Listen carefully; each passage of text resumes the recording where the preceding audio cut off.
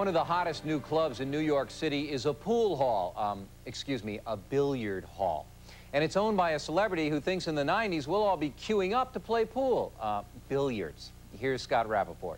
Okay. Trouble! Right here in River City, where the capital T and that rhymes with P and that stands for pool. I started playing pool when I was 6 years old.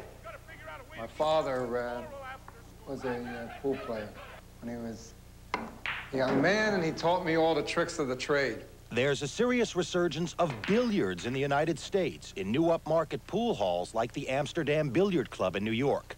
It's co-owned by the master of stick shtick, David Brenner. It was horrible. I loved it, but it was horrible. Kids playing truant, you know. That was pool, rhymes with fool and all that kind of stuff. Now, you go out there and people from Wall Street and bankers, and I mean, we never had that. We had bookies. My father was one of them. You got 1, 2, 3, 4, 5, 6 pockets in a table. Pockets that mark the difference between a gentleman and a bum. It's not just gentlemen and bums shooting today. The Billiard Congress of America in Iowa reports that 33 million Americans shot pool in 1988, up from 21.5 million in 1984. And estimates are that 5 years ago, only 10% of the players were female, while today, 1/3 of the cue wielders are women. When I play a guy and I beat him, his comment is always, gee, I'm really surprised how good women are these days. It's really a power trip to beat guys, I think. I feel that way anyway.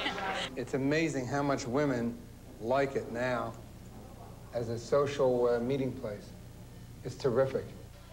In these days of safe sex and warning labels on just about everything, the billiard hall is taking on a new respectability. Upmarket halls like this have opened in Boston, Chicago, LA, and now in the suburbs. And it's builders and bankers now, not bookies and boozers. I prefer to shoot pool than to drink.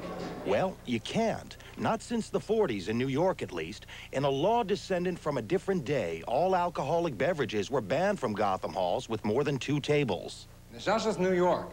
I'm talking about, I travel, it's the whole country. The streets are the jungle now, not the pool. Got to figure out a way to keep the young ones moral after school. And the insidious influence of pool on the young? Well, the afternoon players in the Amsterdam are only threatening if you worry about being crushed by an avalanche of college acceptance letters. It kind of alleviates the normal stress one might face in a school day. It's kind of like golf. You just, go up and play with somebody, have a common interest and play.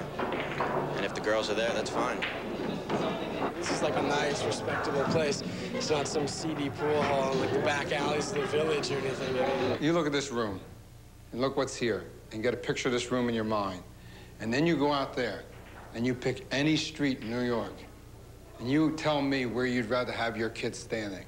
I know I'd rather have my kids standing behind a billiard table here playing with his friends than out in the streets. So pool is suddenly respectable, and yuppie cue wielding in posh parlors is the new dance of the night.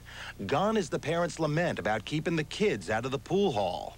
What would Robert Preston have thought? With a T!